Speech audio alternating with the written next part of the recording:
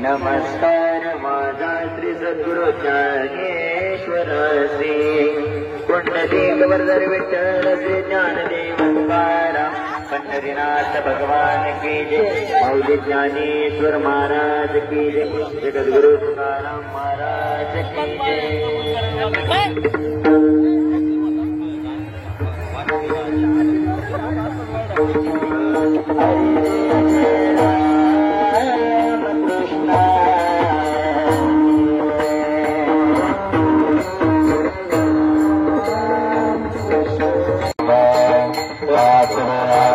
माझ्या कृष्ण समाधिया माझ्या राम समाधिया चराचर मोहरले चराचर मोहरले तुझे मूर्ती पावला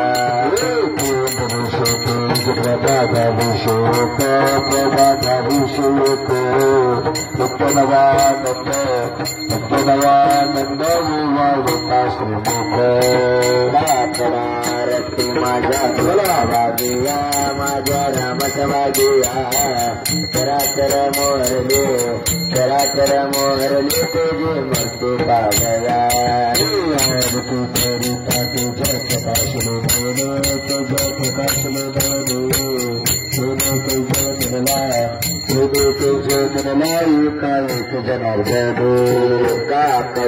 रत्ती माझ्या कृष्ण सभागिया माझ्या राम सभागिया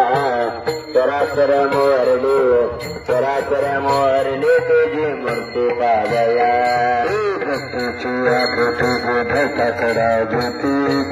काकडा ज्योती पुंडलिक वरदार विठ्ठल श्री ज्ञानदेव तुकाराम पंढरीनाथ भगवान की जय। मौली ज्ञानेश्वर महाराज की जय। जगद्गुरु तुकाराम महाराज की जय। प्रभु रामचंद्र भगवान की जय। सद्गुरुनाथ महाराज की जय। रामकृष्ण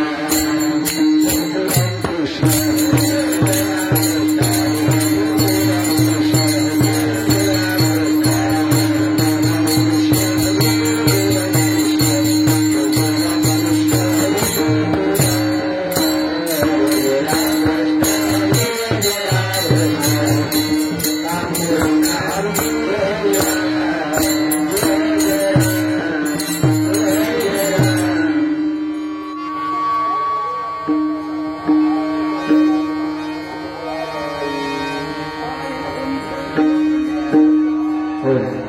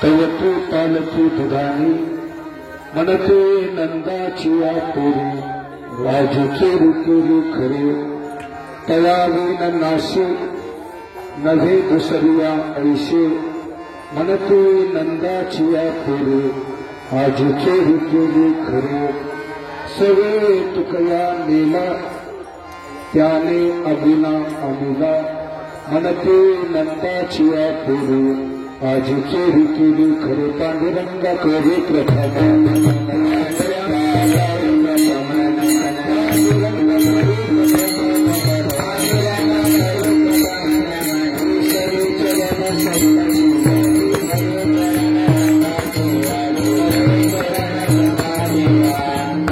पांडुरंगा करे प्रथम नमन दुसरे चरण संताचे नंदाची त्यांच्या कृपा दादे कथेचा विस्तार बाबाजी सद्गुरु दास तुका ज्या ज्या ठिकाणी मन जाय माझे त्या त्या ठिकाणी निजरूप तुझे तेथे वितो मस्तक ज्या ठिकाणी तेथे सद्गुरु तुझे पाय बोधी जयांच्या संगती विराग झाला मनोदरीचा जरभास केला साक्षात परत नामज भेट दिला विसरू कसा गुरुपाद काला जयांचे केले स्मरण होय सकळ विद्येचे अधिकरण तेची वंदे श्री चरण श्रीगुरूंचे ते नमस्कार.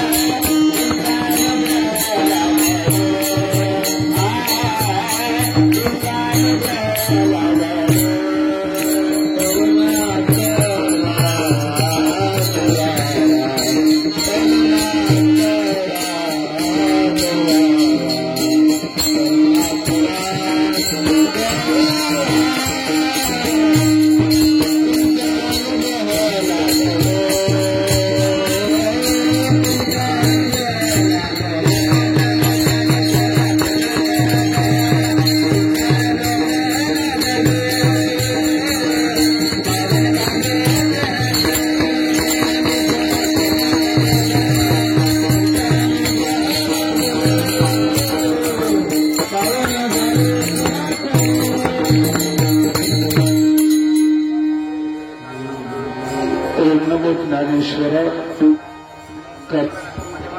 तुमचा अनुग्रह लागले पावन झाले चरात वाचनयाती भाविका एका जनार्दन तुमचा दास त्याची आस पुरवावी विठाला विठाला विठाला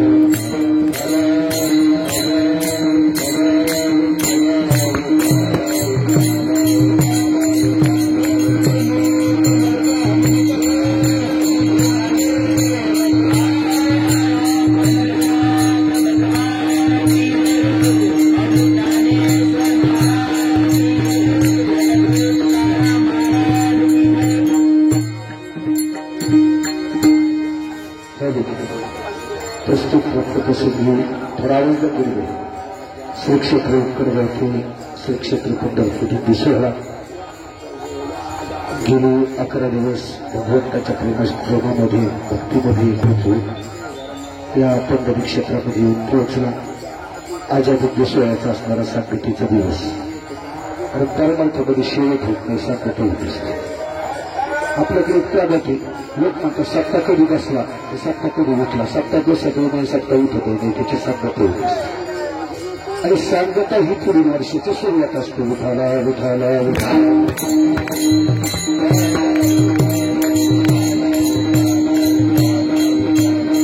असो या सांगतेची सुरुवात एखादी वेगवेगळी गौरव देहदेवाशी विषय 200 दशक जगद्गुरु वैराग्याचे महावीर असणारे संत श्रेष्ठ तुकाराम महाराज यांची 4 चरणाची भगवंताच्या संगतीमध्ये गेल्यानंतर परमार्थामध्ये आल्यानंतर गौरवणीमध्ये झालेला बदल वर्णन करणारी गौरव विठाला विठाला.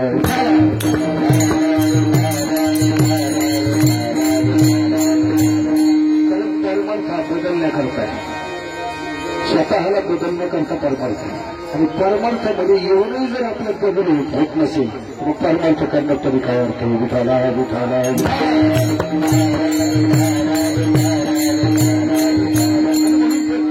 आत्मपरीक्षण केलं पाहिजे. परमार्थात येण्यापूर्वी मी कसं होतो आणि आज मी कसं आहे.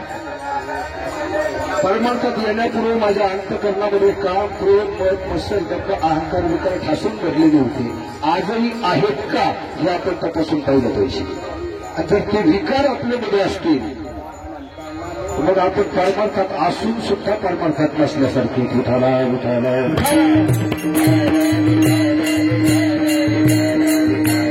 परमार्थाची 2 अंगशास्त्राने सांगितलेली आहे. एक अंतरंग परमार्थ, दुसरा बहिरंग परमार्थ. आणि परमार्थामध्ये बहिरंगापेक्षा अंतरंगाला महत्व आहे. गळ्यामध्ये किलो घेतो, तुळशीच्या माळा घातल्या, कपाळाला दहीकरगंध फासला, हातभर जाता वाढवल्या, अंगावर भगवी वस्त्र परिधान केली म्हणून तो परमार्थ झाला असं नाही. त्याच्या अंतकरणातले विकार गेलेत का नाही इथपासून पाहिलं पाहिजे. कारण त्याच्या अंतकरणात जर विकार हे विषय ठासून धरलेले असतील आणि वर जरी त्याने परमार्थाचं सोंग घेतलेलं असेल ना, तर आमच्या मुक्ताबाई मला सांगतात, वरी भगवा झाला नाम,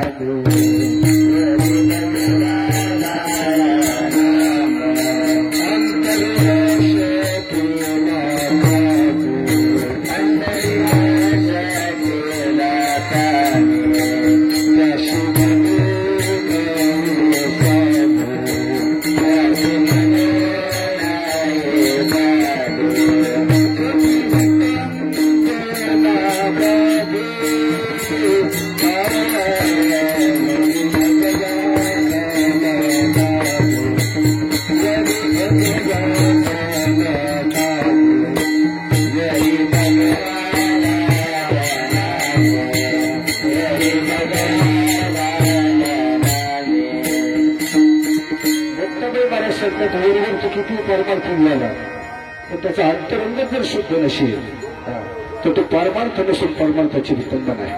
म्हणून परमार्थामध्ये बहिरंगाला महत्व नाही, परमार्थामध्ये अंतरंगाला महत्व आहे. चित्त शुद्ध होण्याला महत्व आहे, चित्तामध्ये असणारे विकार जाण्याला महत्व आहे. पण हे सहज घडत नाही महाराज. कारण हळद केल्यानंतर काही माणसं लगेच गोरी होत नाही. ते आपल्याकडे एक म्हणे, ती हळद होय गोरी. हळद पिल्यानंतर काही कोणी लगेच गोरं होत नाही. गोरं होण्याकरता अनेक दिवस ती हळद पिवायला लागते, तेव्हा कधीतरी ती गोरी होऊन जाते. तसं परमार्थामध्ये विकार घालवणं एवढी सोपी गोष्ट नाही महाराज. चांगलं ते घालवता नाही. आपण सर्वसामान्य जीव आहेत महाराज, आपण सर्वसामान्य जीव आहेत. पण ज्यांनी 60-60 हजार वर्षाची तपश्चर्या केली त्या विश्वामित्रासारख्यांना सुद्धा आपले विकार घालवता आले नाही. तुम्हाला उदाहरण सांगू, विश्वामित्र जेव्हा वशिष्ठ महामुनींकडे यायचे, वशिष्ठ महामुनी त्यांचं स्वागत करायचे आणि विश्वामित्रांना म्हणायचे, या राजर्षी या. राजर्षी म्हणजे राजाचे ऋषी. विश्वामित्रांच्या तळपायाच्या मस्तकाला जायचे, आणि मी महर्षी, यांनी मला महर्षी म्हणावं, ब्रह्मर्षी म्हणावं, राजर्षी म्हणताय. पण वशिष्ठ महामुनी मात्र जेव्हा विश्वामित्राची भेट व्हायची ना, तेव्हा त्यांना राजर्षीच म्हणायची.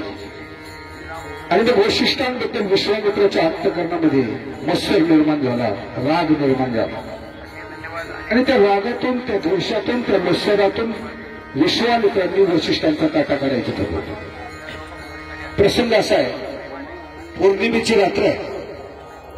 विश्वामित्र हातामध्ये भरीमोठी शिळा घेऊन वशिष्ठांना मारण्याकरता निघाला. अरुंधती आणि वशिष्ठ महामुनी त्यांना कुठे समोर असणारे एका शिळेवर बसलेले आणि दोघांमध्ये संवाद चालू आहे.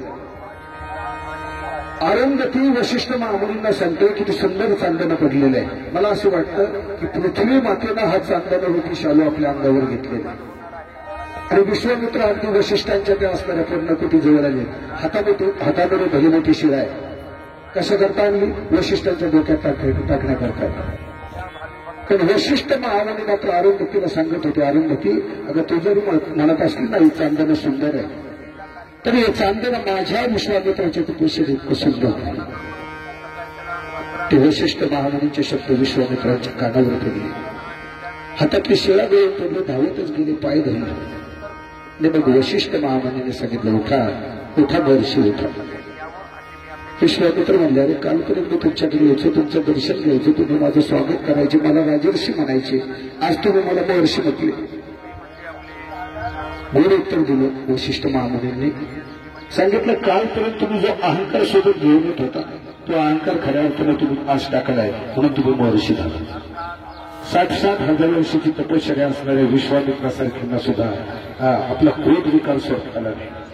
नवे नवे इंद्रादिक देवांना सुद्धा हे विकार सोडता आले नाही.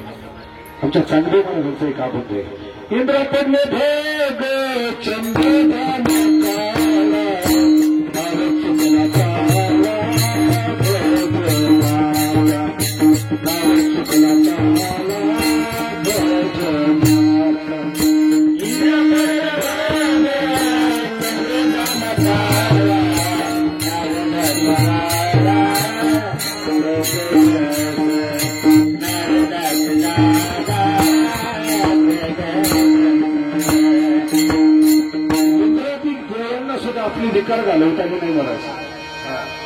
ब्रह्मदेवाने आपली मानसकन्या अहिल्याच्या विवाहामध्ये एक पण मांडलं होतं.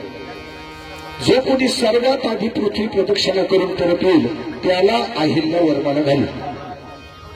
काय ऋषी मुनी तपस्वी सगळे पृथ्वी प्रदक्षिणा करताना झाले. त्या असणाऱ्या अहिल्याचे पती गौतम ऋषी यांनी उभयतमुखी गायीला त्रिवार प्रदक्षिणा घातली. उभयतमुखी म्हणजे यायला झालेल्या गायी 3 प्रदक्षिणा घातल्या आणि त्या प्रदक्षिणा पृथ्वी मोलाच्या तुलनेच्या ठरल्या. म्हणून अहिल्यानं गौतमांना वरमाला घातली. पण इंद्राच्या अंतकरणामध्ये राग निर्माण झाला. त्याला अहिल्या पाहिजे होती. आणि मग एक दिवस गौतम ऋषी पहाटे स्नाना करता गंगेवर गेलेले असताना इंद्रानं गौतमाचं रूप घेतलं. अहिल्याकडे कामसुखाची मागणी केली. आता इंद्ररूपी गौतमानं आलेली केलेली कामसुखाची मागणी ऐकून अहिल्याला धक्काच बसला. तर ती पतिव्रता होती. पतिव्रता कोणाला म्हणायचं?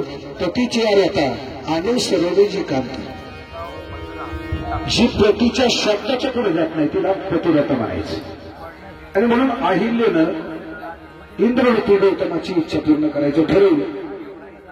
आणि अशा गौतम ऋषी स्नानावरून पर्णकुटीमध्ये परत आले. तो प्रकार देऊन पाहिला आणि इंद्राला शाप दिला की तुला भगत पडतील म्हणजे तुझ्या सर्वांगावर छिद्र पडतील. म्हणून इंद्रा पडले बघ. चंद्र झाला काळा. चंद्र का काळा झाला? चंद्र हा बृहस्पतीचा शिष्य आहे. 12 वर्ष बृहस्पतीच्या आश्रमामध्ये राहून त्यानं आपली साधना पूर्ण केली, शिक्षण पूर्ण केलं. घरी जाण्याची वेळ आली आणि मग बृहस्पती समोर जाऊन उभारायला हात जोडलं. सांगितलं स्वामी 12 वर्ष मी तुमच्या आश्रमामध्ये राहिलो, तुम्ही मला ज्ञानदान केलं, आता माझी घरी जाण्याची वेळ आलेली आहे आणि म्हणून काही ना काहीतरी तुम्हाला गुरुदक्षिणा द्यावी असं वाटते. तुम्ही काहीतरी मागून घ्या. बृहस्पतीने सांगितलं हे बघ मी डिस्प्ले आहे, माझ्या ठिकाणी कुठल्याही प्रकारची अपेक्षा नाही, मला तुझ्याकडून काहीच नको, पण तुझी असणारी गुरुमाता तारा तिला जाऊन विचार काही अपेक्षा असेल तर. आणि म्हणून चंद्र गुरुमातेकडे तारेकडे गेला, हात जोडलं, सांगितलं माते 12 वर्ष तुमच्या आश्रमामध्ये राहिलो, तुम्ही अनेक प्रकारे माझी सेवा केली, मी तुमच्याकडे ज्ञानदानाचं ग्रहण केलेलं आहे, आता माझी घरी जाण्याची वेळ आलेली आहे, तुम्हाला काही अपेक्षा असेल तर मागून घ्या. त्या असणाऱ्या चंद्राचं ते रूप पाहून गुरुमाता असणाऱ्या तारेच्या अंतकरणामध्ये चंद्राबद्दल कामभाव निर्माण झाला आणि तिनं त्या चंद्राकडे त्या कामसुखाची मागणी पूर्ण केली. खऱ्या अर्थाने ती कामसुखाची मागणी पूर्ण केल्यामुळे बृहस्पतींकडून शाप मिळाला, चंद्र तो काळा होशील म्हणून चंद्र काळा आहे. अगदी देवाधिकांना सुद्धा हे विकार घालवता नाही, हे विकार घालवता येतच नाही का? हे विकार घालवता येतात महाराज, हे विकार घालवता येतात, पण विकार घालवण्याकरता शुद्ध चित्ताने त्या भगवंताचं नामस्मरण करणं गरजेचं आहे. ते पदर नाही सांगत, तुकोबरायांचा अनुभव सांगतो. अनुभव स्वर्ग मला स्वर्ग नको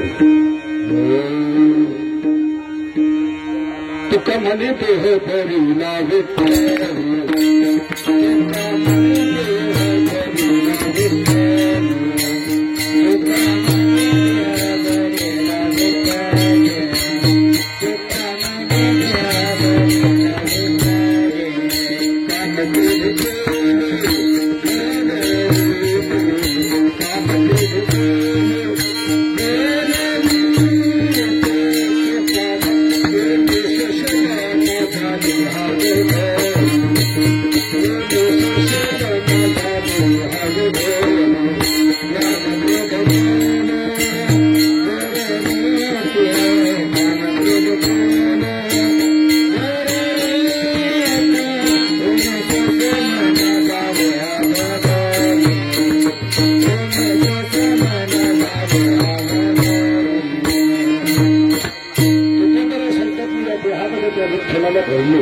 विठ्ठलाला भरलं म्हणजे तुकोबरायांना काय केलं?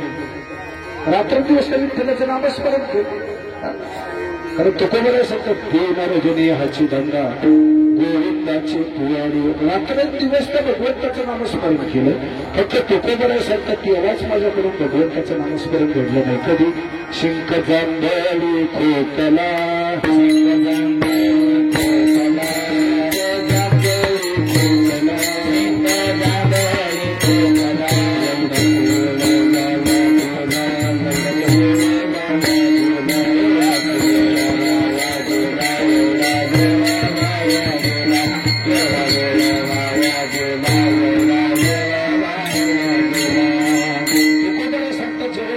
शिंक आली, जेव्हा जेव्हा मला जाभी आली, जेव्हा जेव्हा मला खोकला आला, तेव्हाच माझ्याकडून भगवंताचं नामस्मरण घडलं नाही. एवढे रात्रंदिवस मी त्या भगवान परमात्म्याचं नामस्मरण केलं. त्याचा परिणाम असा झाला, काम क्रोधे केली.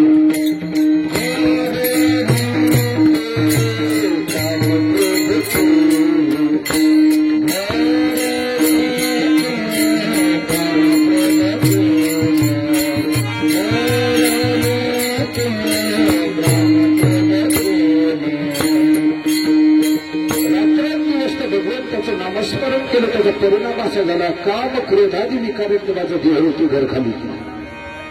म्हणून विकार घालायला करता शुद्ध अंतकरणानं त्या भगवंताचं नामस्मरण करावं लागतं. महाराज त्या गौरवी सुद्धा शुद्ध अंतकरणानं त्या कृष्ण परमात्म्याचं नामस्मरणच करत होत्या.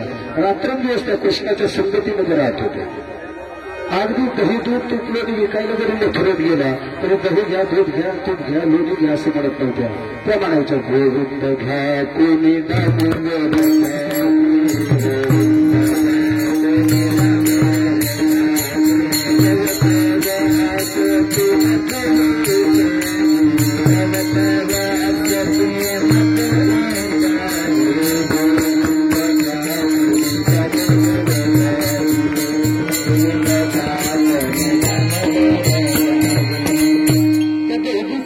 विकायला मथुरेत गेलं की दही घ्या, दूध घ्या, तूप घ्या, लोणी घ्या असं म्हणत नव्हत्या. त्या म्हणायच्या, गोविंद घ्या, दामोदर घ्या. आणि त्या मथुरेतल्या स्त्रिया त्यांना असायच्या. आजही तसाच प्रकार चाललेला. आणि त्या गौरवी गोकुळातल्या होत्या, म्हणजे कृष्णाच्या नगरीतल्या होत्या. त्यांना असणाऱ्या मथुरेतल्या स्त्रिया होत्या, म्हणजे कंसाच्या नगरीतल्या होत्या. आजही परमार्थ करणाऱ्या गोकुळातलेच आहेत ना, कृष्णाच्या नगरीतले. आणि त्यांना विरोध करणाऱ्या कंसाच्या नगरीतले आहेत. विठाला विठाला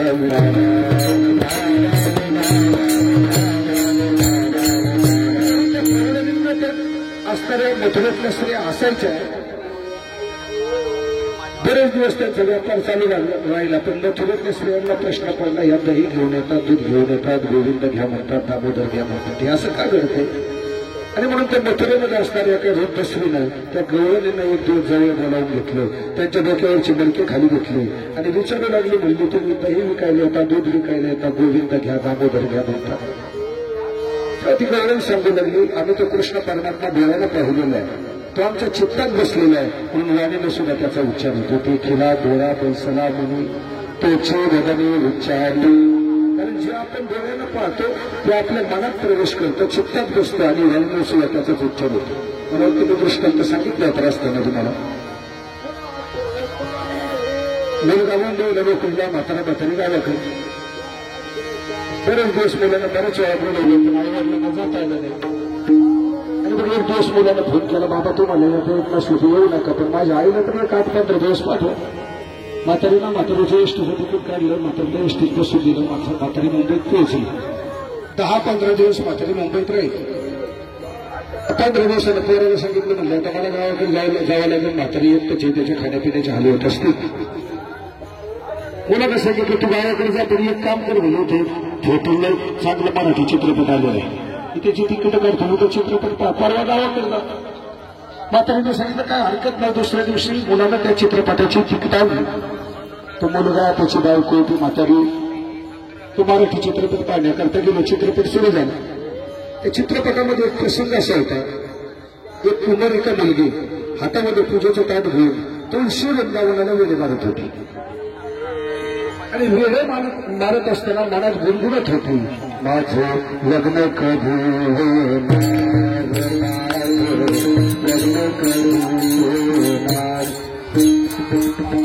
मनात गुणगुणत होती. तिथे म्हातारीने डोळ्याने पाहिलं, तिच्या कानातून त्या हातामध्ये गेलं, चित्तात जाऊन बसलं. आणि वाणीनं सुद्धा त्याचाच उच्चार व्हायला लागला. म्हातारी सुद्धा म्हणायला लागली, माझं लग्न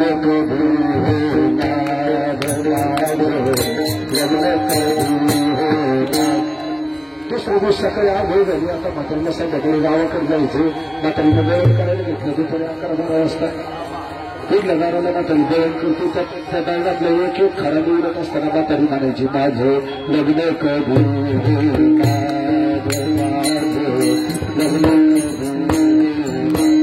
म्हातारीचं आपलं चाललेलं होतं. होतं. इकडे म्हातारीने विचार केला, म्हातारी 15 दिवस झाली मुंबईला गेली, तिची काय खबर बात नाही, कारण तो फोन नव्हती,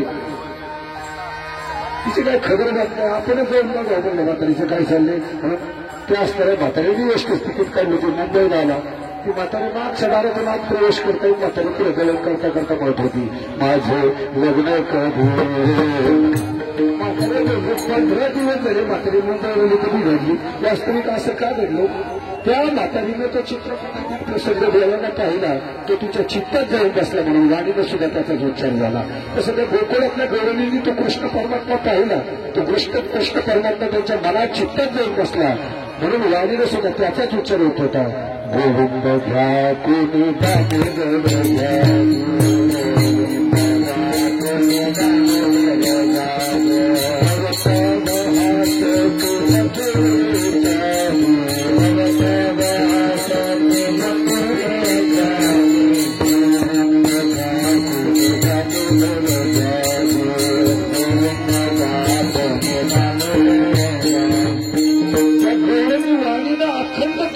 त्याचं नामस्मरण करत होत्या. त्याच्या असणाऱ्या रूपाशी स्वरूपाशी ते एकरूप झालेल्या होत्या.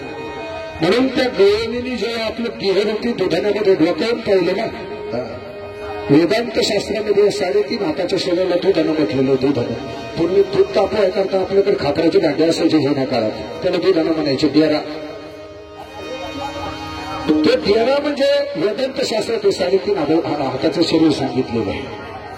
त्या गवळणींनी जेव्हा या देहरूपी दुधाण्यामध्ये या डेऱ्यामध्ये डोकावून पाहिलं ना, तेव्हा त्या गवळणी विचार करू लागल्या की परमार्थामध्ये येण्यापूर्वी, त्या कृष्णाच्या संगतीत येण्यापूर्वी आमच्या चित्तात काम होता, क्रोध होता, दंभ होता, अहंकार होता, हे सगळे विकारांनी ठासून पडलेले होते. या विकारांचं नेमकं झालं काय, गवळणीचं पहिलं चरण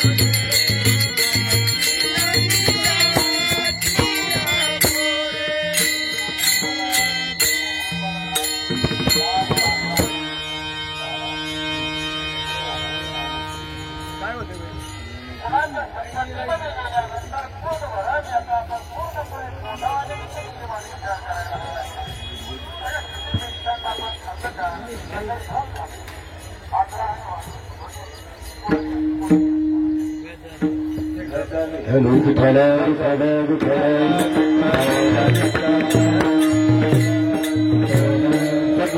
जेव्हा आपल्या देहरूपी दुधाण्यामध्ये भोकावून पाहिलं तेव्हा त्यांना जाणवलं आपलं जे काम होता, क्रोध होता, मत्सर होता, दंभ होता, अहंकार होता, हे सगळे विकारांनी ठासून पडलेली होती. पण हे विकार नेमके कुठे गेले, मग त्या गवळीने विचार करायला लागले, घडलं कसं, हे घडलं कसं. तेव्हा एका गवळीने सांगितलं, अगं तो यशोदेचा कृष्ण आहे ना, यशोदेचा कृष्ण, त्या कृष्णानं जे सगळं चोरलेलं आहे. म्हणती नंदाची या पुरी माझी चोरी केली खरे. या असणाऱ्या विकारांची चोरी तर भगवान परमात्मेनं ते कृष्णानं केली असं ती गवळून म्हणू लागली.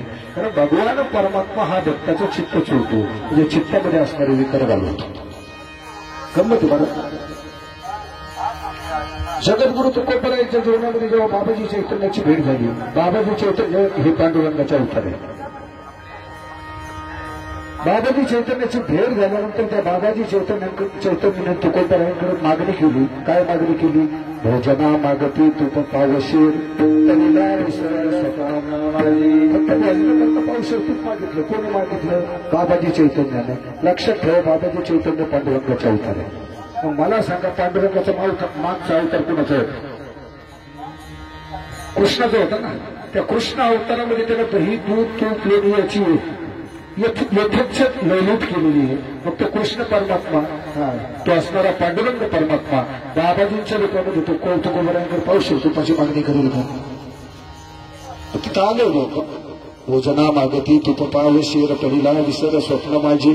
पावशीर तूप मागितलं म्हणजे नेमकं काय मागितलं? मन बुद्धी चित्त आणि अहंकार अंतकरणच्या तुष्टाचे 4 भाग आहेत. त्यातला पाव भाग मागितला म्हणजे चित्त मागितलं. विठाला विठाला विठाला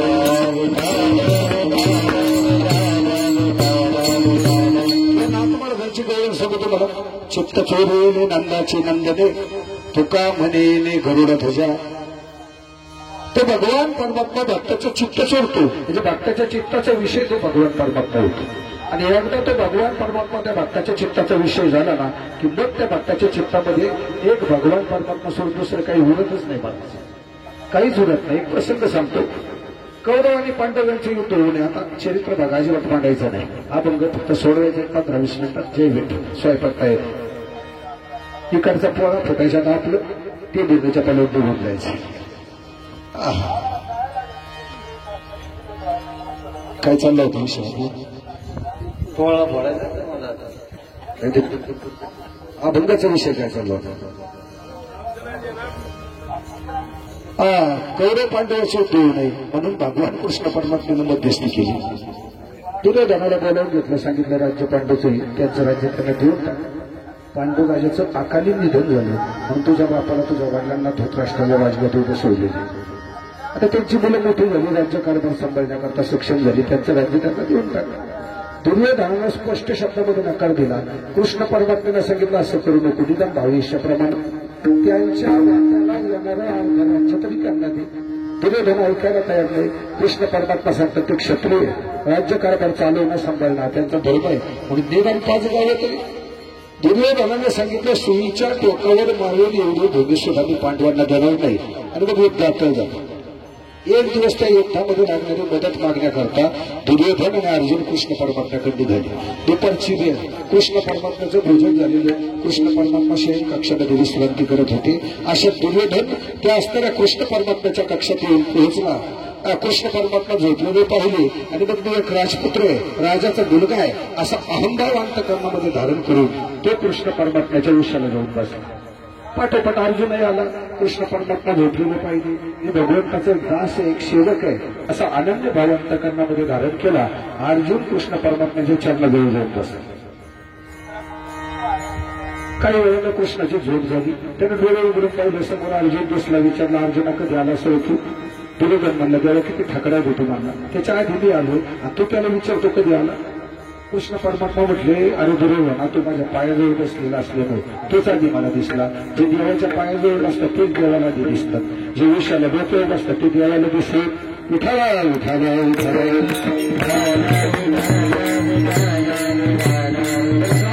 काय करता आले? अरे दुर्योधन म्हणला तुला माहिती नाही का आमचं युद्ध आहे म्हणून? तू चालताना मध्यस्थी करायला त्या युद्धामध्ये लागणारी मदत मागण्याकरता तुझ्याकडे आलो. कृष्ण परमात्म्याने सांगितलं हे बघ दुर्योधना मी एकटा एका बाजूला.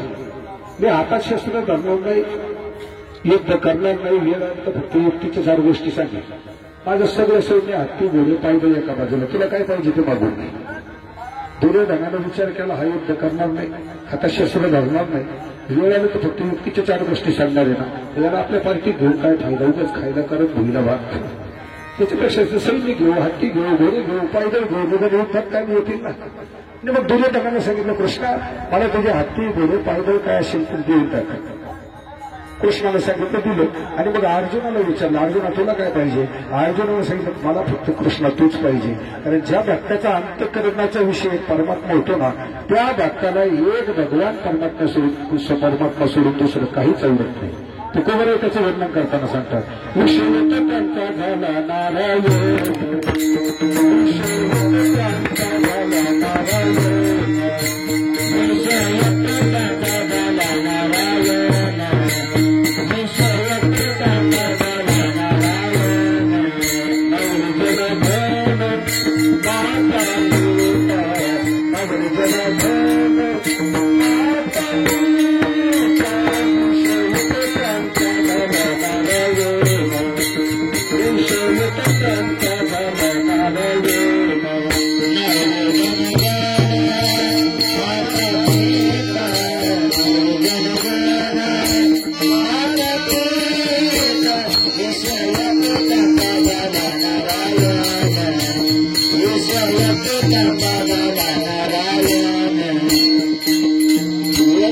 भक्ताच्या चित्ताचा अंत करण्याचा विषय तो परमात्मा झाला ना मग त्या भक्ताला दुसरं काही आवडत नाही. काही आवडत नाही म्हणजे नावडे जन, नावडे धन, नावडे माता पिता तुकाराम महाराज सांगतात. या कलशांत उपस्थित करून भक्ताला जन आवडणं ठीक आहे कारण जनाच्या संगतीमध्ये विषयाचा व्यवहार आहे.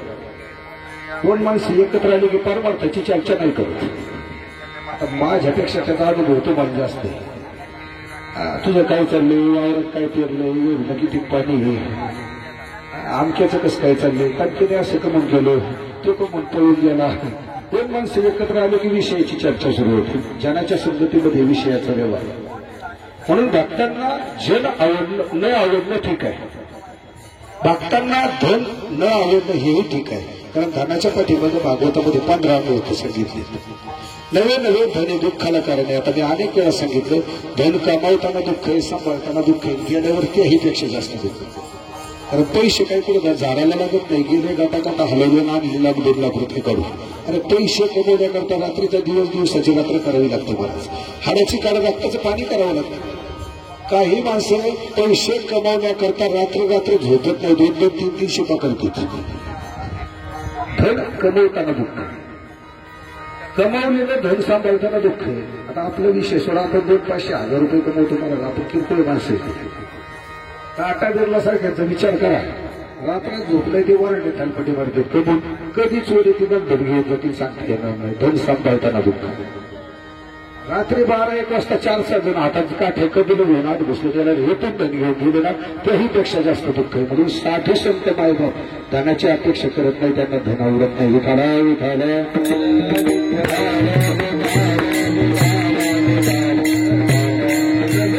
कितीही धन कमवलं, किती पैसा कमवला, किती संपत्ती कमवली, ती आपल्या अंतकाळच्या कामाला येत नाही. नाही तर मग सिकंदरासारखी आज रमण झाली असतो महाराज, रावणासारखी.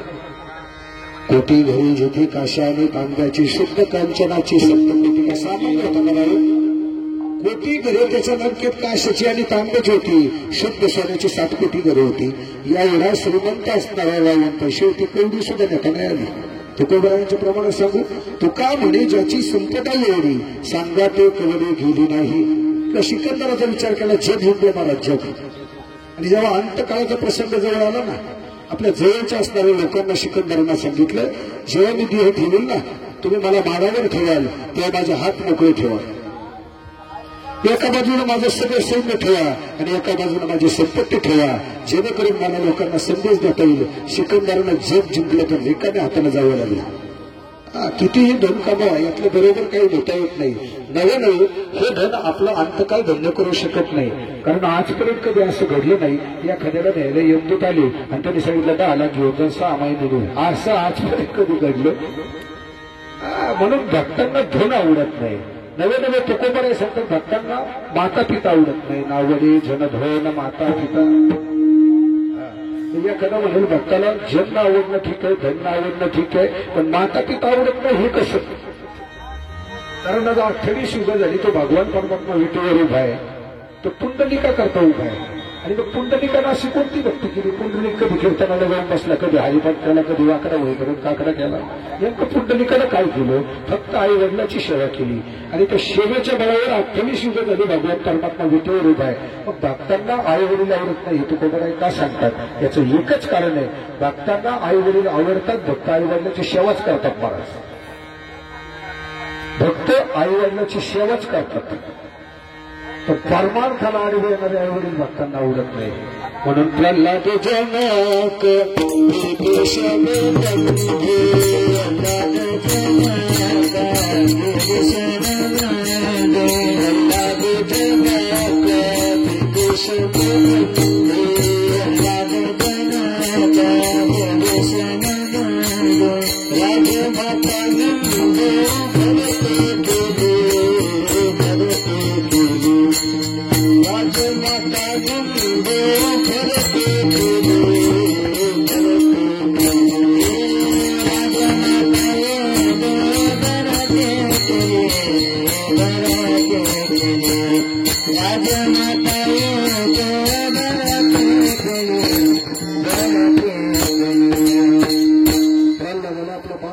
नाही का तो परमार्थाला आडवे येत होता, विष्णूचं नामस्मरण करू नको म्हणून सांगत होता. आता का सांगत होता त्याचा इतिहास सांगायला आपल्याकडे वेळ नाही. विभीषणाला आपला भाऊ आवडला नाही, तो सांगत होता, भावत त्याला सांगत होता तो रामाच्या संगतीत जाऊ नको, परमार्थाला आडवे येत होता. नवे साक्षात असणाऱ्या प्रभूला कैकेयी मातेनं 14 वर्षाच्या वनवासाकरता पाठवलेलं होतं. आजोबे असणाऱ्या भरताला हे समजलं आणि मग अयोध्या क्षेत्रामध्ये येऊन त्यानं आपल्या आईची अत्यंत निंद्य शब्दामध्ये निर्भसना केली. भावार्थ रामायणामध्ये त्याचं वर्णन. आईला शिवे दिले महाराज, त्याला आपली आई आवडली नाही का, परमार्थाला आडवी येत होती. म्हणून भक्तांना आईवडील आवडत नाही असं नाही, भक्तांना आईवडील आवडतात. भक्त आईवडिलाची सेवाच करतात, तर परमार्थाला आडवे येणारे आईवडील आवडत नाही. आणि हे घडतं कोणाच्या बाबतीत, ज्याच्या अंतःकरणाचा विषय परमात्मा झाला त्याच्या बाबतीत. त्या गवळणीच्या अंतःकरणाचा विषय सुद्धा तो कृष्ण परमात्मा झाला होता. म्हणून त्यांच्या चित्तामध्ये फक्त त्या कृष्ण परमात्म्याचं रूप आणि स्वरूप साठवलं गेलेलं होतं. तिथं कुठल्याही प्रकारचा विकार शिल्लक नव्हता.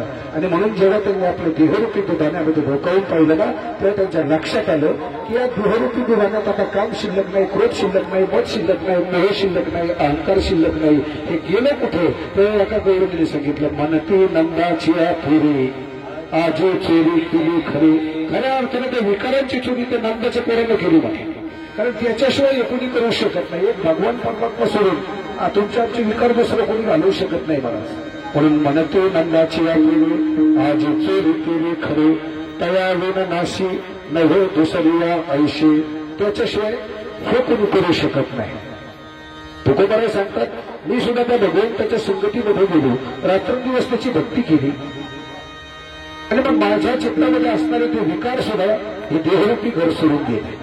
आणि म्हणून त्यावेळेचा असणारा जो तुका होता, ज्याच्या चित्तामध्ये ते विकार साठवले गेलेले होते, ज्याच्या चित्तामध्ये विषय होते, ज्याच्या चित्तामध्ये बलवृक्षम आवरण नावाचे दोष होते, तो तुका आता शिल्लक राहिला नाही. म्हणजे गौरवणीचं शेवटचे चरण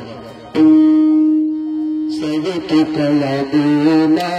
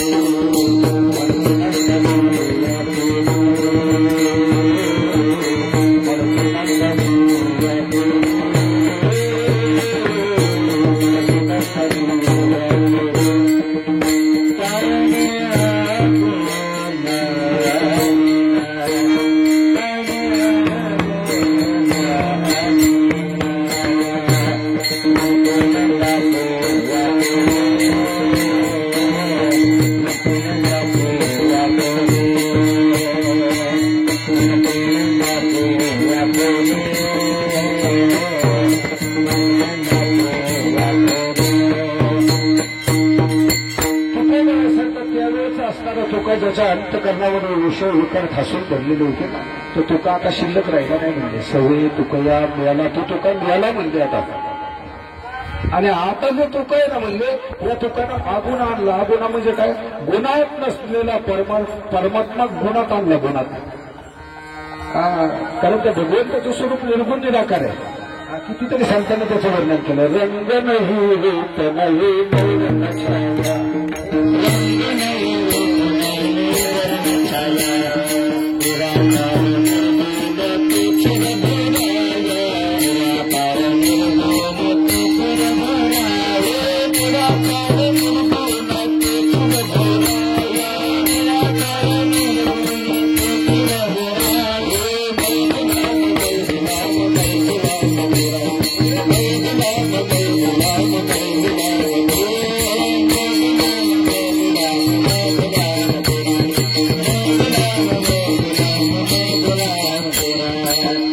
कबीर महाराज सांगतात त्याला रंग नाही, त्याला रूप नाही, त्याला आकार नाही, त्याला वर्ण नाही, त्याला छाया नाही. मौल्या हरिपाठामध्ये सांगतात अव्यक्त निराकार नाही जाकार जिथे नाही चराचर हरिशी भजी.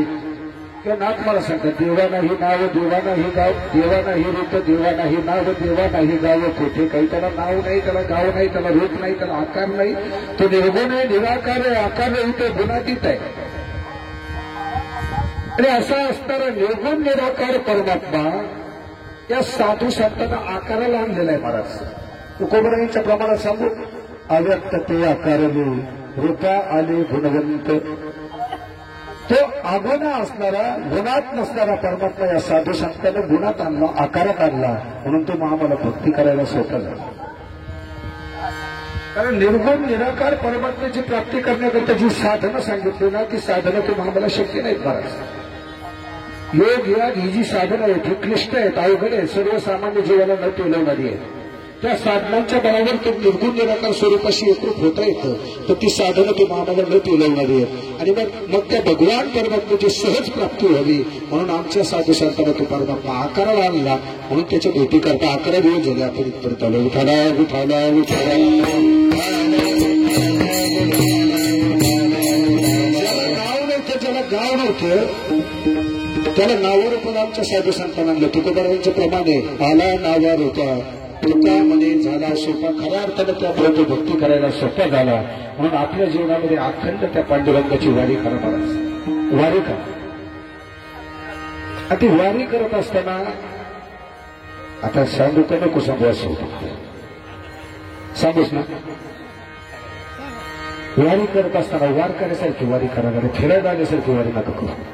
हात जोडून सांगतो. कारण यावर्षी मी जे चित्र पाहिलं ना, इतकं बेचैन झालं. सुरुवातीला 2-4 दिवस सूचना दिल्या महाराज, पुढे सूचना द्यायच्या बंद करून टाका. कारण असं आहे, परमार्थाच्या पद्धतीने झालं पाहिजे. त्याच्यात एक वेगळ्या प्रकारचा आनंद आहे. आणि जर ते घडतच नसलं ना, तर मग ते करून सुद्धा काही फायदा होत नाही. करायचं कशा करता विनाकारण लोकांचे गावाचे पैसे आपण वाया घालवतो असं वाटायला लागलं. जाऊ द्या, एका वारीत काही सगळे माणसं बदल होत नाही. मी पहिलं सांगितलं बदल होण्याकरता अनेक दिवस जात असतात. कुठंतरी आपल्या अंतःकरणामध्ये बदल करावा. बदल अरे आपण वारीत आलो ना, प्रत्येकाचा मला काय म्हणायचं, काही माणसं वारीत अशी बी पाहिजे जेवण केलेले ताट सुद्धा त्यांनी घेतले नाही. व तिथेच कुठेतरी ट्रॅक्टरवर चौकून दिले, कुठेतरी बायांच्या समोर टाकून दिले, कुठेतरी खाली टाकून दिले. कशा करता वारी करायची? काय आपण फिरायला आलो इकडे? त्या पांडुरंगा करता आपण आपल्या प्रपंच सोडून आलो ना महाराज, आपल्या लेकरबाळांना सोडून आलो. कशा करता करायचं? शुद्ध अंतःकरणाने त्या पांडुरंगाची वारी करा. तुमचं जीवन कृतकृत्य होईल. विठाला विठाला विठाला.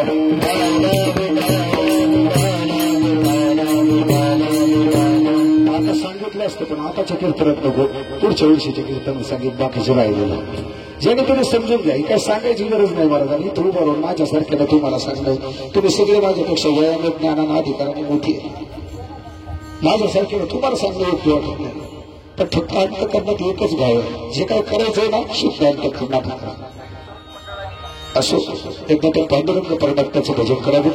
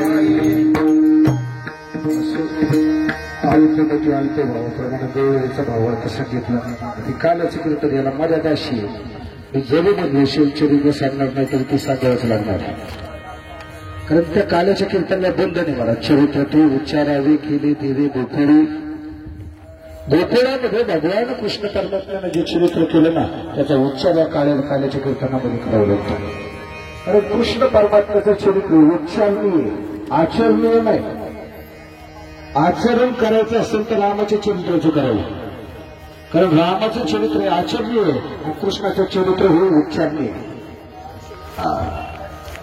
कारण राम आणि कृष्ण यांच्या चरित्राचा विचार केला तर दोघांच्या चरित्रामध्ये फार मोठा विरोधाभास राम एक पत्नी होते एक लक्ष्मी होते एक पाणी होते भगवान कृष्ण परमात्म्याला 16,160 होते अवतार कार्यामध्ये कृष्ण परमात्मा अनेकांना खोटे दिले बरंच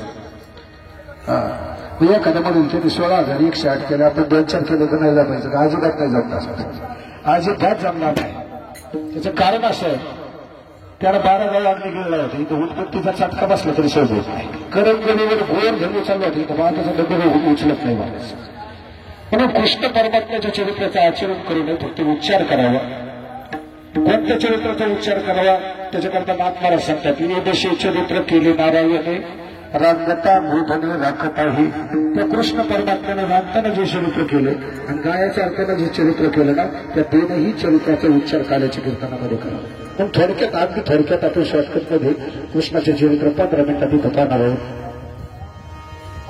वसुदेव आणि देवकीचं विवाह थाटामाटात झालं कैस महाराज स्वतःच्या मथातून त्यांची बोलवण करण्याकरता निघाली रस्त्यानं जाताना आकाशवाणी झाली मूर्ख कौसा तिच्यावरती जीवापाड प्रेम करतोय तिच्या लग्नाकरता तू 1 महिना झाला प्रयत्न करतोय तिच्या पोटी जन्माला येणारा 8वा पुत्र तुझ्या कर्दम काळ होणार आहे आकाशवाणी कौसा ऐकली पायाखालची वाळू सरकली कौस विचार करायला लागला हिच्या पोटी जन्माला येणारा 8वा मला मारणार आहे ना त्यापेक्षा जीवनाच मारून टाकतो तो जन्माला येईल कसा कमरेची तलवार हातात घेतली देवकीला मारण्याकरता कौस देवकीवर धावून गेला वसुदेवजींनी हात धरला सांगितलं कौसा तुला मारू नको तू जर हिला मारलं तर श्री हत्याचं पातक तुला लागेल त्याऐवजी हिच्या पोटी जन्माला येणारं प्रत्येक आपत्य प्रत्येक मूल मी माझ्या हाताने तुला आणून देईल पूर्वीची माणसं वाचनाला जागणारी होती आताची माणसं वाचनाला जागत नाही आणि म्हणून वसुदेवजींचं बोलणं ऐकल्यानंतर कौसानं वसुदेव देवकीला सोडून दिलं पण वसुदेव आणि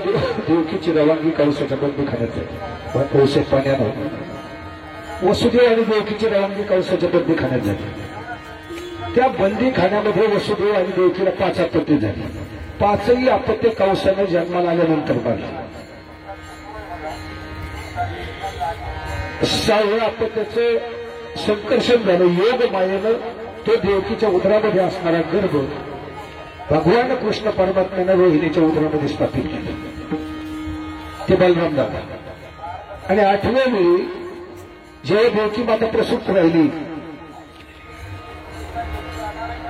तिचं बालंतन जवळ आलं तेव्हा भगवान कृष्ण परमात्मा 8 वर्षाचा चतुर्भुज देवकी मातेसमोर उभा राहिला तो कृष्ण परमात्मा देवकी मातेला पाहिला आणि सांगितलं कृष्णा याच्याकरता तुझी भक्ती केली नव्हती कारण भक्तांचा एवढा अधिकार निश्चित आहे महाराज की भक्तांच्या भक्तीच्या बरोबर तो भगवान परमात्मा भक्ताला पाहिजे तसा होतो हो या भक्ती केला कैसा पुरवू धरावी तू इच्छा भक्ताच्या अंतकरणातली इच्छा तो भगवान परमात्मा पुरवतो भक्ताला जसा पाहिजे तसा होतो पण त्याकरता भक्ताच्या अंतकरणामध्ये त्या भगवंताची भक्ती असली पाहिजे फक्त देवकीनं सांगितलं याच्याकरता तुझी भक्ती नव्हती केली या 8 वर्षाचं बोल मला सांभाळायचं नव्हतं मला लहान बाळाचं सुख पाहिजे आणि मग तू कृष्ण परमात्मा लहान झाला देवकीच्या मांडीवर खेळला देवकीला आनंद झाला वसुदेवालाही आनंद झाला पण काही वेळात तो आनंद दुःखामध्ये परावर्तित झाला आजपर्यंत आपली 6 मुलं त्या कंसानं मारलेली आणि याला सुद्धा तो कंस सोडणार नाही पण त्यांच्या अंतकरणामध्ये दुःख झालं पण तो कृष्ण परमात्मा होता महाराज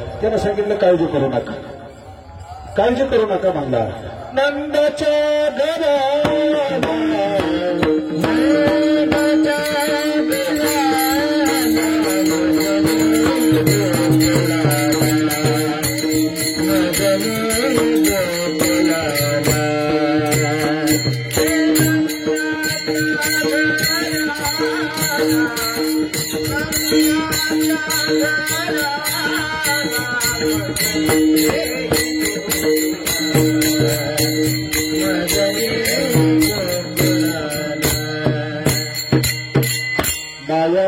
चले तेथे ठेवे तेथे आणि येथे. कृष्ण परमात्म्याने सांगितलं काळजी करू नका, मला एक काम करा, त्या नंदाच्या घरी गोकुळात घेऊन जा म्हणले. तिथे त्या नंद राजाला एक मुलगी झालेली, त्या मुलीला इकडे घेऊन जा. ते कृष्णाचं बोलणं ऐकलं वसुदेवजींना आनंद झाला. पण यायचं कसं, बाहेर कुलपा लागलेली पहारेकरी. पण तरी वसुदेवजींनी विचार केला, जर त्या कृष्णाला सांगितलं ना मला घेऊन जा, त्यावरती काहीतरी घडणार आहे. म्हणून त्या कृष्ण परमात्मा वसुदेवजींनी उचलला महाराज, उचललेला कमलापती पायीचे बंधने गळती. अगदी साखर दंडामध्ये त्या वसुदेवजींना बांधलेलं होतं महाराज, ती बंधनं गळून पडली, कुलप गळून पडले. पहारेकरी झोपी गेले. वसुदेवजींनी कोपऱ्यात असलेल्या केराच्या टोपलीत तो कृष्ण परमात्मा घातला, डोक्यावर घेतला आणि कृष्ण परमात्म्याला घेऊन वसुदेवजी गोकुळच्या दिशेने निघाले. बाहेर धोधो पाऊस चालू होता. यमुनाबाई दुथडी भरून वाहत होती. त्या यमुनेच्या पाण्यातून वाट करत करत करत करत वसुदेवजी गोकुळच्या दिशेने चाललेले होते. पण आता यमुनाबाईला त्या कृष्णाच्या भेटीची, कृष्णाच्या दर्शनाची ओढ लागलेली होती. म्हणून यमुनाबाईचं त्याने हळूहळू वाढू लागलं. ते वसुदेवजींच्या गुडघ्याजवळ आलं, कबरेजवळ आलं, छातीजवळ आलं, गळ्याला वाढलं, नाका तोंडात जाऊ लागलं. त्यांना आपल्या बापाची परीक्षा घ्यायची सोडली नाही महाराज. तो तुमच्याची घ्यायची सोडणार आहे का? विठाला विठाला विठाला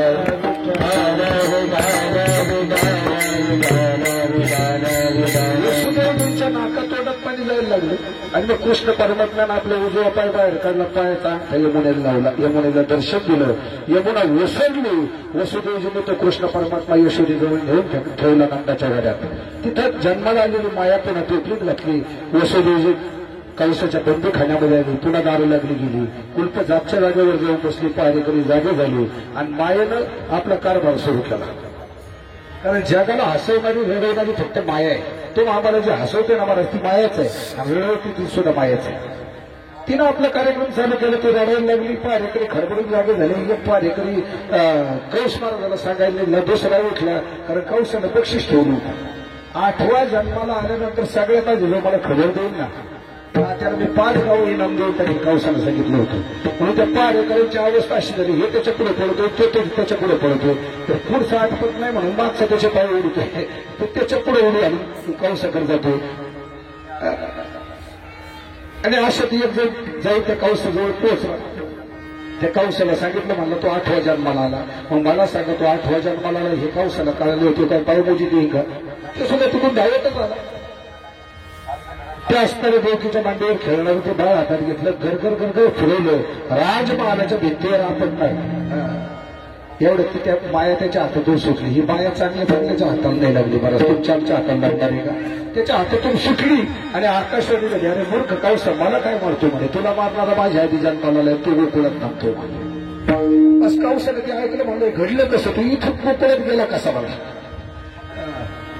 दुसऱ्या दिवशी दरबार भरवला. दरबारामध्ये कौशाने सांगितलं, अरे तो जन्माला आलाय म्हणले, तो गोकुळात नांदतोय, त्याचं काय करायचं? पुटणा म्हणजे काळजी करू नका, कौश महाराज मी त्याचा बंदोबस्त करते.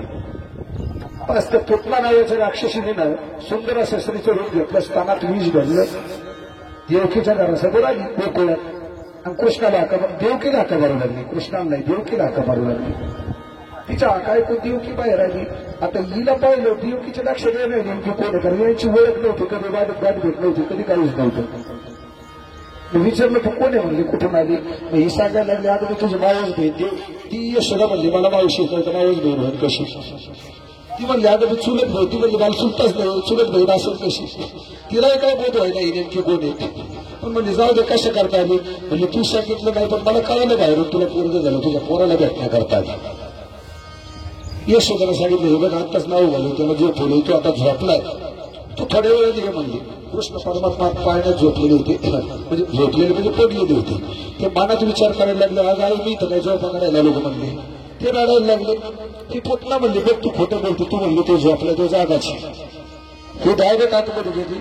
त्या कृष्ण परमात्म्याला आपल्या जवळ घेतलं, स्थानाला लावलं. तिचा प्लॅन होता स्थानातलं विष कृष्ण परमात्म्याला घालून मारायचं. महाराज कृष्ण परमात्म्यानं तिचं विष प्यायला एक नवल नाही, तिचे पंचप्राण प्राशन केले एक नवल नाही. महाराज तिला सायुज्य नावाचा मोक्ष देऊन टाकला त्या कृष्ण परमात्म्यानं. कारण विरोधी भक्ती करत असताना ज्यांना ज्यांना भगवंताच्या हातून मरण आलं ना, त्यांना मोक्ष प्राप्त झाले नाही. श्रीकृष्ण गोपुनी जाते मारी, तो पावेगा परब्रह्म साक्षात्कारी. ती खबर कौशल्य मिळाली पुन्हा गेली. आता कसं चरित्र पूर्ण सांगायला वेळ नाही मला. कृष्णाला आपलं कौशला खबर मिळालं, पुन्हा त्यानं दरबार भरवला. तिथं महांबळ नावाचा राक्षस होता, महांबळ नावाचा. त्यानं सांगितलं कौश मला अजिबात काळजी करू नका म्हणला की त्या कृष्णाचा बंदोबस्त करतो. त्यानं घेतलं ब्राह्मणाचं रूप. कोणी महांबळ आला नंदाच्या वाड्यात. म्हणला तुला मुलगा झालाय म्हणला, मी फार मोठा ज्योतिषी म्हणला, आपण सांगितलेलं भविष्य कधी खोटं ठरत नाही. आता आपल्याकडे आज ग्रामीण भागात जर पाहिलं ना, अंधश्रद्धा फार मोठी आहे महाराज. यांना लोकांचं भविष्य कळलं असतं की हे कशाला 10-20 रुपये गोळा करीत फिरले असते मला सांगा ना. तसं यशोदेला वाटलं यांना खरंच कळत असं म्हणून कृष्ण परमात्मा त्या महांबळ नावाच्या राक्षसाच्या समोर टाकला आणि मग तो महांबळ सांगू लागला, यशोदे अगदी अपशकुने असणारं बाळ तुला जन्माला आलेलं आहे. हा पुढे जाऊन विचार करणारे म्हणजे कुळाचा नाश करणारे. वास्तविक कृष्ण परमात्म्यानं तसंच केलं. त्याचं यादव कुळ कृष्णानंच मारून टाकलं. अनेक प्रकारच्या चोऱ्या केल्या, 16 सहस्र गौरवबरोबर त्यानं भगवनामध्ये अनेक प्रकारचे खेळही खेळले. ते भविष्य कृष्णानं पुढे खरं करून टाकलं. पण त्यावेळी कृष्ण म्हणला, अरे माझ्याच घराची वाशभूजी डोळे म्हणला, माझ्याच घरात बसून तुझ्याकडे बघतो म्हणला. त्यानं घरातले सगळे जे काही साहित्य होतं, पोलपट असेल, लाटणं असेल, काही जे असेल, त्याच्याकडे नजर फिरवलं. ते साहित्य त्या असणाऱ्या महांबळ गावाच्या भाटाला जिकडे जागा सापडेल तिकडे मारायला लागलं महाराज. महांबळ गडबडला. कृष्णाला त्याच्या खालच्या पाटाकडे नजर मारली. पाटाने महांबळ उलटा केला तर तसाच उठला. त्यानं वर असं भोतार वरलं, पळून जायचा प्रयत्न केला. दारात एक मोडकी बाज होती. कृष्णाने पाहिलं बरोबर बाज दारात आडवी जाते. महांबळ भक्त बाजेवरून कोणी मारून पळाला. तर त्यावेळी महांबळ भाटाची अवस्था झाली कशी तुम्हाला सांगू. आमचे नाथ महाराज सांगतात, तंचंद्र फाटले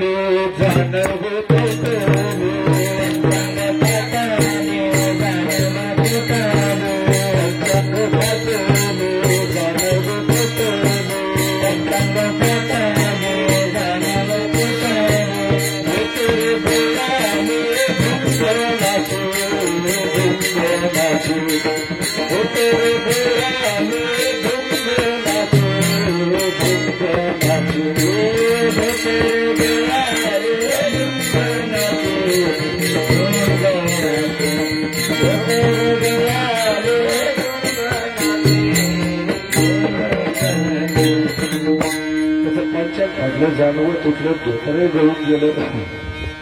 तसाच महांबळ करून गेला. वास्तविक कृष्णाने त्याला सोडलं का माहित होतं तुम्हाला सांगू. त्याचं एकच कारण होतं, जेवढे कृष्णाला मारण्याकरता आले ना, कृष्णाला सगळ्याला मारलं बरं, पण महांबळाला सोडलं. का सोडलं? तो ब्राह्मणाचं रूप घेऊन आला होता. आणि कृष्ण परमात्मा ब्राह्मणाचा सत्कार करत होता, आदर करत होता. आजही याकडे भागवतवाचा ब्राह्मणाला काय म्हटलेलं आहे बघे, भूदेव म्हटलेलं आहे. भूदेव ब्राह्मण एक जमिनीवरची देव महाराज. आणि म्हणून कृष्ण परमात्मा ब्राह्मणाचा आदर करत होता. त्याच्याकरता तो महांबळ सोडून दिला. पुढे आगासूर आला, बगासूर आला, बरेच राक्षसाने त्या कृष्ण परमात्म्याला मारायचा प्रयत्न केला. आणि ज्याला विश्व निर्माण केलं त्याला कोण मारणार. इकडे कृष्ण परमात्मा गोकुळात हळूहळू वाढू लागला. त्याच्या खोड्याही चालू झाल्या. अनेक प्रकारच्या खोड्या कृष्ण परमात्म्याने केल्या.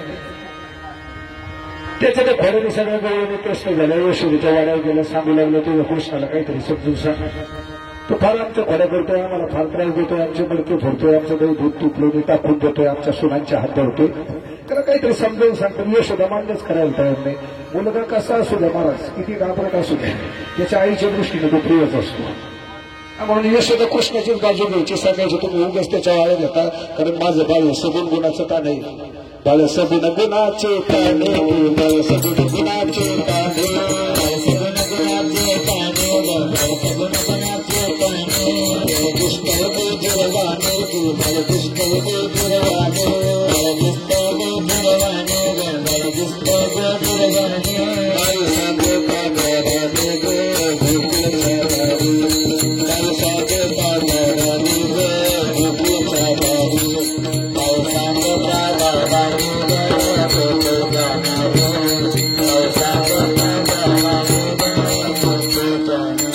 यशोदा सांगतात माझा कृष्ण ते सगुण गुणाचं ताण असणारं बाळ. तुम्ही उगाच त्याच्या वापरत घेताय, उगाच त्याच्यावर आळे घेताय म्हणे. यशोदा मान्यच करायला तयार नाही. त्या गवळणीमध्ये असणाऱ्या का म्हाताऱ्या गवळणीने सांगितलं यशोदे मग तो असं मान्य करणार नाही वाटतं. तो असं मान्य करणार नाही. हा, ज्या दिवशी तो कृष्ण आता माझ्या घरी येईल ना, मी त्याला घरात बांधून ठेवतो, तुझ्या कानाला लिहून तुला दाखवतो म्हणजे तुझा कृष्ण खोऱ्या करतो का नाही. कृष्ण परमात्मा तिथं भावऱ्याला वळीत होता. तो म्हणणार तुम्हाला बांधी ती काय मला, तुम्हाला बांधी थांब तुला दाखवतो मला. संध्याकाळी त्यानं त्याच्या असणारे सगळे सवंगडी पेंढ्या वाकड्या भोगड्या सुदामा सगळ्यांना गोळा केलं, सांगितलं आज अख्ख्या गवळणीच्या घरी आपल्याला जायचंय मला. ती म्हणली तो कृष्ण माझ्या घरी आल्या की त्याला बांधून टाकते, कशी बांधी तिथे बघतो मला. कृष्ण सगळ्या सवंगड्याला घेऊन त्या गवळणीच्या घरामध्ये गेला. रात्री 12-1 वाजता दही दूध तुटलं याची यथेच्छ लवणीत केली, मडकी फोडून टाकली. आणि गोपाळांनी सांगितलं तुम्ही आता त्या पूर्वी त्या घराला झरोके असायचे, झरोके त्याला काय म्हणतात, काही शब्द आहे त्याला, सवानी. त्या गोपाळांनी सांगितलं तुम्ही सवानी तो निघून जा म्हणला, मी मागून येतो माझं काम राहिलं म्हणला. गोपाळ निघून गेले. कृष्ण परमात्मा आतमध्ये गेला जिथं ती गवळण तिचा नवरा झोपलेला होता ना, त्याच्या दाढीची निजवळीची गायला लागली. कृष्ण सवानीतून निघून गेला. बाहेर झाली ती गवळण उठली. आता त्या दाढीची नेहमीची गाडी बांधल्यामुळे तिच्या नवऱ्याची दाढी ओढली. तिचा नवरा ओरडायला लागल्यावर का माझी दाढी ओढी तू म्हणलं, ते मी कुठं दाढी ओढली ती म्हणले, तुम्हीच माझी मी निवाडताय. दोघांनाही ताळमेळ लागलं. नेमकं घडलं काही शेवटी लक्षात आलं, गाठ बांधली गेलेली आहे. मग दोघंही उठले, कारण याकडे उठून जमणार नव्हतं. दोघंही उठले, दोघं जवळ गाठ जाळायचा प्रयत्न केला, गाठ जाळायला तयार नाही. कापायचा प्रयत्न केला, कापायला तयार नाही. शेवटी दोघांचा नाईलाज झाला. अनेक प्रकारचे प्रयत्न केले पण ती गाठ सुटायला तयार नाही, कारण ती काही मोठ्या सुट्याने बांधलेली गाठ नव्हती, विश्वाच्या परमात्म्यानं बांधलेली गाठ होती. ती गाठ सुटायला तयार नाही.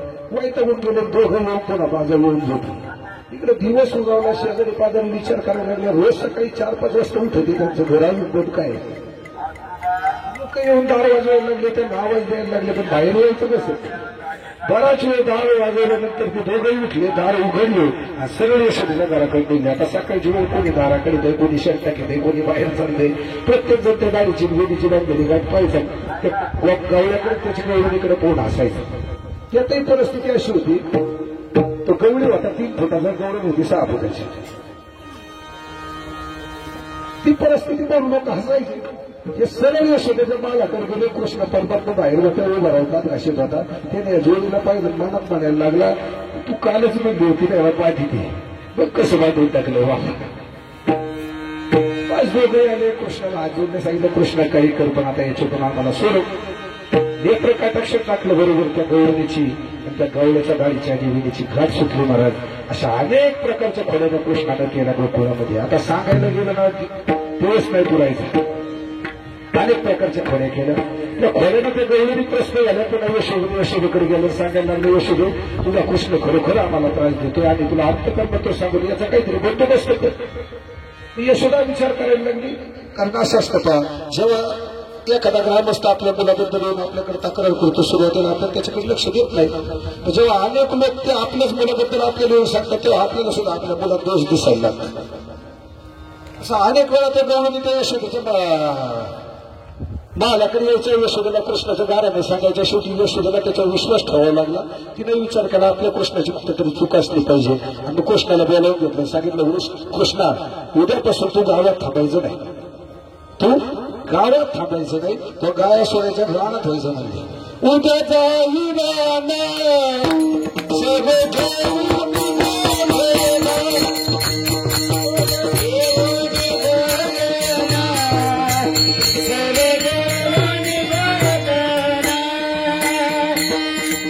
उद्यापासून तू गावात पोहोचायचंच नाही म्हणजे गावात थांबायचं नाही, उद्या सोडायच्या रानात व्हायचं.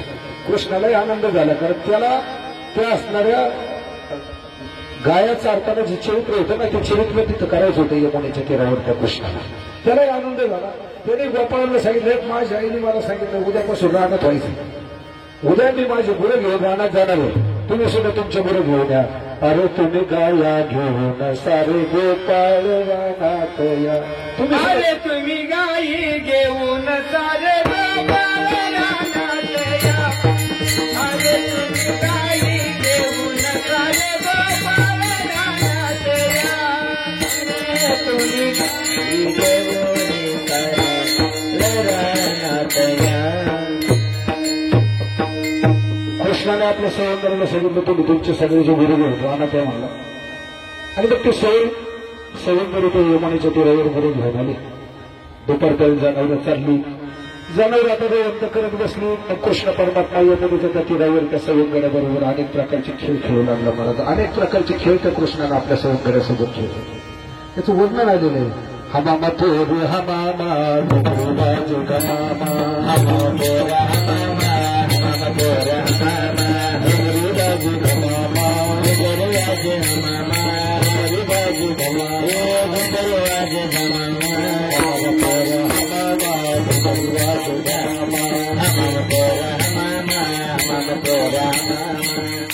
हमामा कृष्ण परमात्म्यानं आपल्या सवंगड्याबरोबर केला.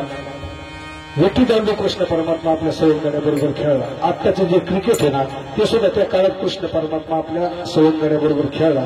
फक्त त्याला तेव्हा क्रिकेट नव्हते म्हणत, ते आता क्रिकेट म्हणायला लागले. तेव्हा चेंडू खेळ म्हणायचे. आणि विटीदांडू हा खेळ तर कृष्ण परमात्मा अनेक वर्ष आपल्या सवंगड्याबरोबर खेळला. नाथ महाराज त्याचं वर्णन करताना सांगतात. आपण कधी बकती बकतेरा तुझं खेळ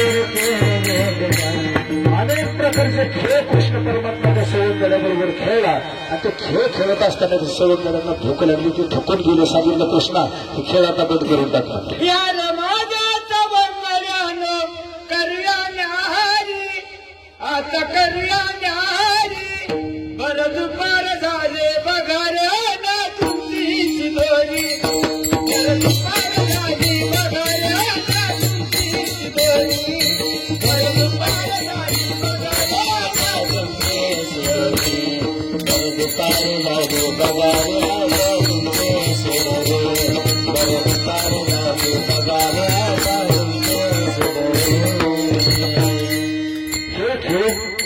खेळून ते गोपाळ थकले. साहेब कृष्ण आता आम्हाला भूक लागलेली आहे, खेळ बंद करून टाका. कृष्णानं सांगितलं ठीक आहे, तुम्हाला भूक लागली ना चला यमुनेच्या मध्ये तीरावर चला. तिथं गेल्यानंतर खडकावर त्या कृष्ण परमात्म्यानं आपला शेला काढला. एक 5 मिनिटं फक्त, आता खूप डिस्टर्ब नको, फक्त एक 5 मिनिट राहिले. आपल्या शेला त्या खडकावर अंतरला कृष्ण परमात्मा आणि सांगितलं आपल्या बरोबर आणलेल्या शिवोऱ्या या शालेमध्ये टाका. हा यज्ञ मंडप भगवान कृष्ण परमात्म्याचा शेला आहे. मला शेला आणि आपण बरोबर घेऊन येताना अनेक प्रकारच्या शिदोऱ्या आणले. कोणी कामाची आणली, कोणी क्रोधाची आणली, कोणी द्वेषाची आणली, कोणी मत्सराची आणली. तो भगवान परमात्मा सांगतो या सगळ्या शिदोऱ्या यज्ञ मंडपात टाकून द्या, त्या शेल्यावर टाकून द्या. तसं कृष्णाने त्या सवंगड्याला सांगितलं तुमच्या सगळ्या शिदोऱ्या इथे टाका. आता कुणी काय आणलं असेल, काय आणलं असेल, कुणी चटणी आणली असेल, कुणी मिरची आणली असेल, कुणी कांदा आणला असेल, कुणी लोणचं आणलं असेल. कृष्णानं ते सगळं एकत्र केलं आणि सगळ्या गोपाळांना सांगितलं मला एक काम करा, सगळे जण बसा म्हणला, आता भरपूर जेवा म्हणला, फक्त एक काम करा म्हणला, गोपाळात हात मोडू नका. ते गोपाळ सगळे जेवायला बसले. घास हातात घेतला, आटाशी होती, हात कोपरात मोडायचा नाही. घास तोंडातच जायला तयार नाही. ते हात एक तर इकडे जायचं नाही, ते इकडे जायचं, ते तोंडाकडे जायला तयारच नाही. एक गोपाळ म्हणला रे कृष्ण काय लावलंय म्हणलं, आम्हाला भोका लागल्या म्हणलं, तुम्ही तो कोपरात हात मोडायचा, मग खायचं कसं म्हणलं, कसं खाताय तू सांग ना म्हणला. कृष्ण म्हणलं का खाता येणार नाही म्हणला. मग कृष्णाला ते गोपाळ बोलले 1 2 3 4 5 6 7 8 9 10 आहेत म्हणला. एक काम करा म्हणला, 5 करून बसा, 5 करून बसा. समोरासमोर सगळे गोपाळ बसवले. साहेब घास उचला, समोरच्या तोंडात घाला. तुमच्या ताटातला घास उचला, समोरच्या तोंडात घाला, कापेट घालणार नाही. कारण असं होतं ते सगळे गोपाळ कृष्णाला मानणारे होते महाराज. आपसात एकमेकाला मानणारे नव्हते, एकमेकाचा द्वेष करणारे होते, मत्सर करणारे होते. असं करतो ते तसं करतो, त्याने तसं नव्हतं करायला पाहिजे आणि असं नव्हतं करायला पाहिजे. ते कृष्णाला मानणारे होते पण आपसात एकमेकाबद्दल द्वेष करणारे होते. त्या गोपाळामध्ये प्रेम भाव निर्माण होईल. याच्याकरता कृष्णाने सांगितलं एक काम करा, तुमच्या ताटातला घास उचल्या समोरच्या तोंडात घाला. एकमेका देवमुखी सुखे घालू हुंदरी. अशा प्रकारचा भक्ती प्रेमाचा काल त्या कृष्ण परमात्म्यानं गोकुळामध्ये त्या यमुनेच्या तीरावर केला महाराज. असा आज भक्ती प्रेमाचा काल आपण आपल्या जीवनामध्ये करायचा. काला म्हणजे फक्त खापरं पडून नाही. 8-8 दिवस आपण सत्य करतो, दिंड्या करतो, दिनेदारी करतो, शेवटी ते माठ लावतो, त्याच्यात ती लाह्या भरतो, दही घालतो, ते फोडतो. एवढंच नाही मला फोडतो यातलं बोलणं. लोक ते खापरं घेऊन घरी जाऊन धान्यात घालते. धान्यात एक लोकांचं समज इथे धान्य वाढतो म्हणून फक्त खापरं पडून काल नसतो महाराज. काला म्हणजे अंतकरणामध्ये शुद्ध भाव शुद्ध प्रेम निर्माण होणार. नवे नवे काला शब्दाचा अर्थ दोन वस्तूचे एकत्र करत. उदाहरण पहा, आपण शेतकरी वर्गातली माणसं दिवसभर शेतात काम करतो, संध्याकाळी घरी आल्यानंतर दूध आणि भाकरी चुरून खातो. त्याला काय म्हणतो आपण? दूध आणि भाकरीचं एकत्रीकरण म्हणजे काल आहे. तसं जीव आणि ब्रह्माचं ऐक्य एकत्रीकरण मध्ये सुद्धा काल आहे. जीव हा देवाचा अंश फक्त त्याच्या स्वरूपापासून वेगळा झालेला आहे आणि त्याच्या स्वरूपापासून वेगळा झालेला जीव पुन्हा त्याच्या स्वरूपाला प्राप्त होणं म्हणजे काला होणे. हा काला आपल्या जीवनामध्ये करायचा आहे. त्याच्याकरता साधू संतांची संगती करायची, आपल्यापेक्षा ज्ञानी असणाऱ्या श्रेष्ठ असणाऱ्या लोकांची संगती करायची. त्याच्यातून आपल्याला काहीतरी 4 चांगल्या गोष्टी मिळून जातात. कारण कबीर महाराज सांगतात, संगत करो अच्छी की 2-2 बातें मिल जाए, अगर संगत करो गधे की 2-2 बातें मिल जाए. जीवनात चांगल्याची संगत करा, 2 चांगल्या गोष्टी, 2 चांगले विचार शिकायला मिळतील. मूर्खांच्या गाढवांच्या संगतीत गेलं तर लाथा खाव्या लागतील. म्हणून चांगल्यांची संगती करा, साधू संतांची संगती करा. तो परमात्मा आपल्यासा करून घ्या, आपल्या जीवनाचा काला करा. हाच ज्ञानोबा तुकोबारायांचा संदेश या असणाऱ्या हरिकीर्तनाच्या माध्यमातून आपल्यासमोर ठेवतो आणि इथेच शेवेला पूर्ण विराम देतो. ज्ञानेश्वर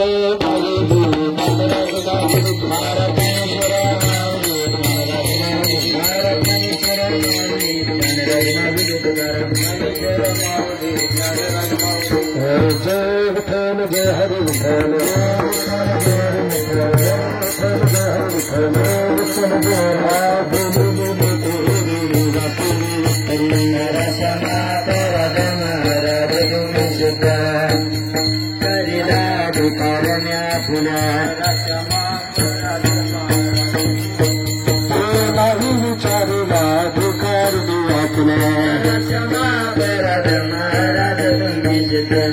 ज्ञानेश्वराला खाता येतो तुकारा रासमा महाराज तुम्ही सिद्ध.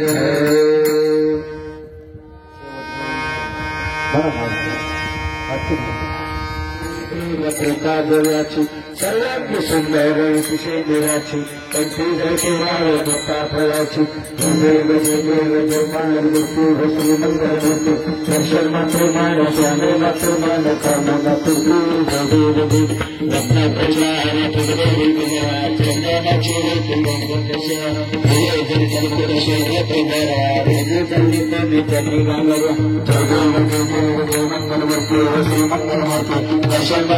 स्वामी मात्र मान कामना पितांबर परिवार वंदना सर्व सुंदर प्रतिज्ञा प्रेरणा आश्रमाचा वंदना सगना सर्कष्ट दाबाई निर्वा वृक्ष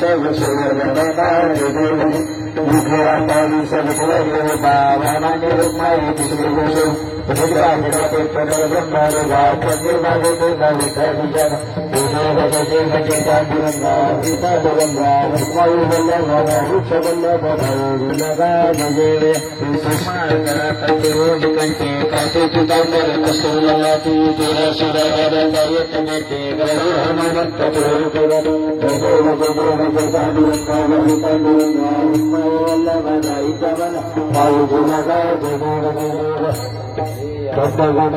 नक्षत्र सुवर्णाची कमळ राणी रत्नाबाई राणी वाचकरा देवाळीतुरा जगथोडा सगळ पांडुरंगा पांडुरंगा रुक्माई वल्लभाईच्या वल्लभ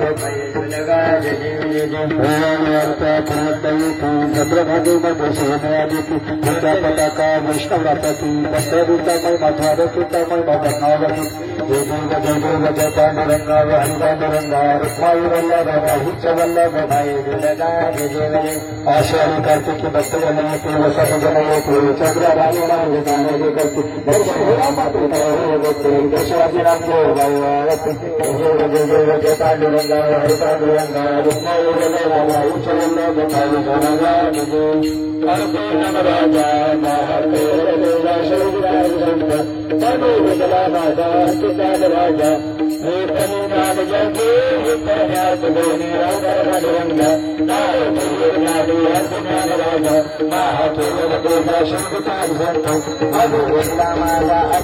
राजा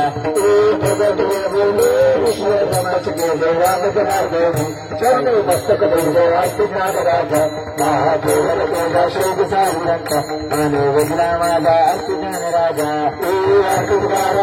स्वामी सद्गुरु बाबा सचिदानंद मूर्ति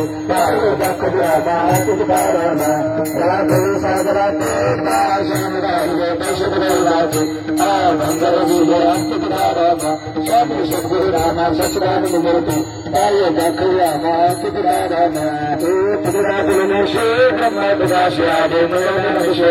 चंद्र मस्तक राम स्वामी सद्गुरु रामा सचिदानंद मूर्ति